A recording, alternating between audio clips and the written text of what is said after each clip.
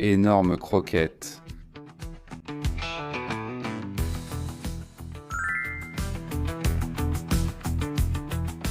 Bienvenue à Saladolandia.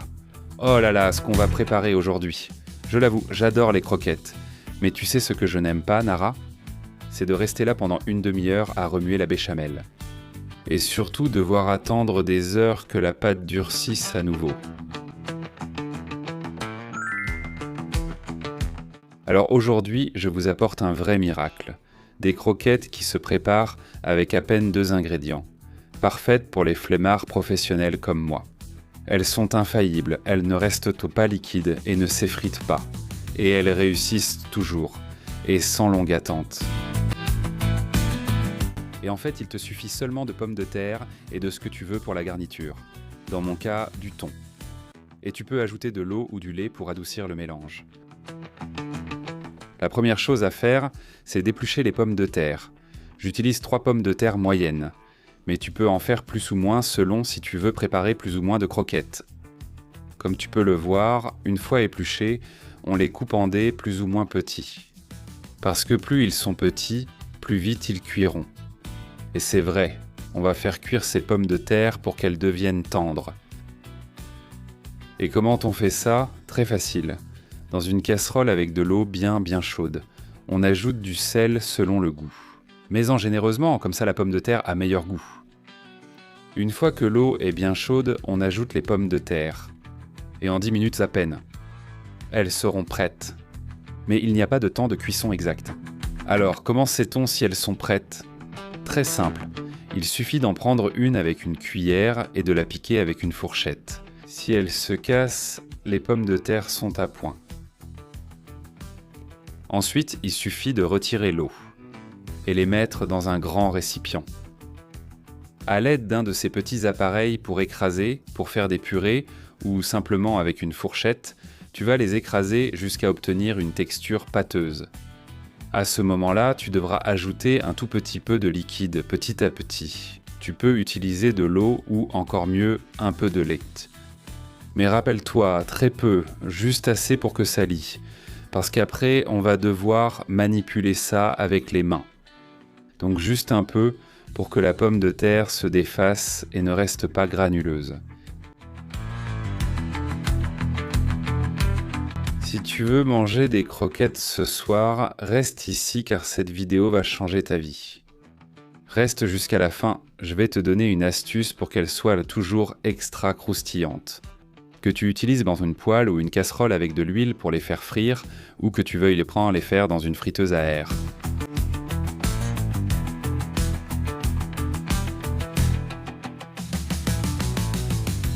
Si la purée est trop liquide, c'est l'échec assuré. Et si vous êtes vraiment paresseux, vous pouvez utiliser de la purée en sachet, celle qui vient en poudre ou en flocons. Mais attention, faites-le avec la moitié du lait indiqué sur le paquet. C'est ça, l'astuce. On ajoute le thon. Bien égoutté, hein ? Si tu laisses de l'huile de la boîte, la pâte se casse. Sel et poivre selon ton goût. Comme toujours, la touche du chef. Tu peux aussi ajouter de la noix de muscade, comme tu veux. Mais l'important, c'est que la garniture te plaise beaucoup. Tu pourrais utiliser du jambon ou ce que tu veux à la place du thon. Mais un jour, j'ai essayé avec du thon et franchement, chez moi, ça a eu beaucoup de succès.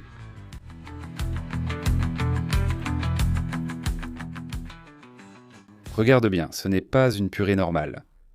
C'est une purée sèche et lisse. C'est l'astuce pour que ça n'ait pas l'air ensuite d'être gorgé d'huile. Et nous allons former nos croquettes. Tu peux les faire comme tu veux. Moi, les grands classiques en forme de cylindre, comme chez nos grands-mères. Tu prends un peu de pâte, tu la presses, tu la roules dans la paume de ta main et c'est prêt. Plus rapide, impossible. Si tu as la main un peu humidifiée, ce sera encore plus facile. Donc de temps en temps, l'humidifier, c'est une bonne idée.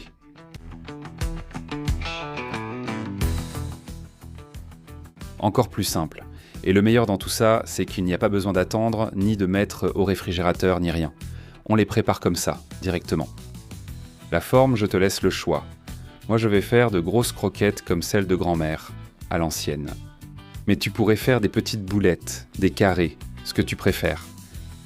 Je les ai déjà toutes préparées et je viens de me laver les mains, parce qu'en les faisant, que tu le veuilles ou non, elles restent un peu collantes. Maintenant, on va simplement les passer. D'abord dans l'œuf, puis dans la chapelure ou dans le panko, comme tu veux, ce qui va donner ce petit côté croustillant à l'extérieur.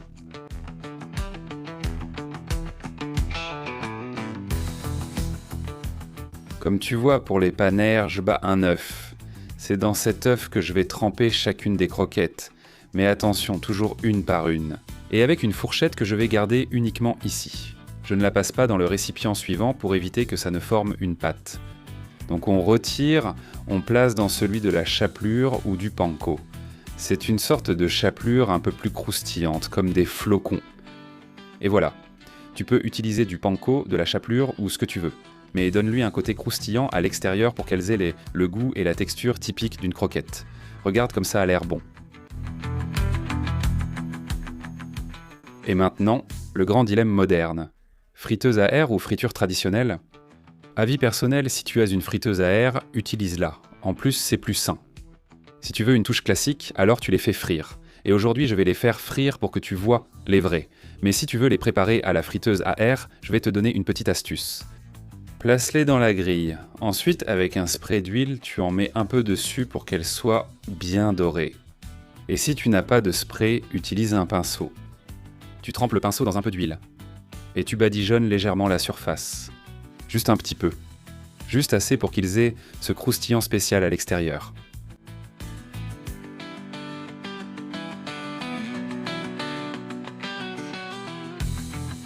Si tu veux les frire, cette étape est essentielle. Prends une grande assiette avec du papier absorbant pour les déposer. Cela retire l'excès d'huile et les rend plus croustillantes. L'huile doit être bien chaude. Mets un objet en bois au centre. Si des bulles se forment, c'est la bonne température. Tu dois la garder bien chaude à feu assez vif. Et une fois que c'est prêt, tu mets la petite croquette dedans. Tu vas en ajouter mais sans trop saturer. Tu peux en mettre quelques-unes, mais pas trop. Ne les empile pas les unes sur les autres, parce que sinon elles ne vont pas dorer de manière uniforme. Pour ça, il faut avoir un peu de patience. Tu ajoutes, tu mélanges de temps en temps, tu remues, jusqu'à ce que tu vois qu'elles sont bien dorées partout. Et à ce moment-là, tu peux les sortir directement dans cette assiette, là où tu avais le papier absorbant.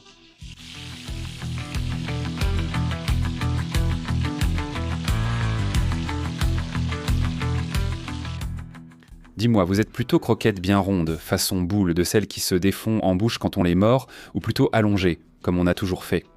Parce qu'il y a toujours eu cette guerre et j'aimerais que tu m'aides à trancher, alors dis-le-moi en commentaire ci-dessous et donne-moi un petit coup de main. Et tant que tu y es, clique sur la petite cloche et abonne-toi, tout est à portée de main.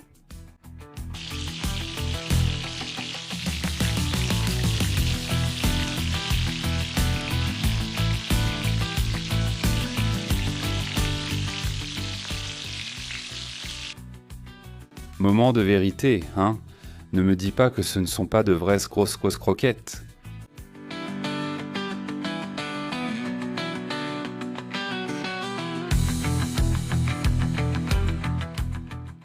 Ne me dis pas que non. Croustillantes à l'extérieur, crémeuses à l'intérieur. Si tu peux te procurer du panko, comme je le fais, essaie-le plutôt que la chapelure. C'est encore plus croustillant. C'est de la folie. Impossible de deviner que c'est fait avec pommes de terre et thon. Tu oses les préparer avec du thon ? Ou tu feras la version classique avec un peu de jambon en petits morceaux. Faites-moi confiance, ça va vous sauver le dîner de ce soir. Et tu peux les faire avec du jambon. Aussi avec du fromage, ça marche avec n'importe quoi.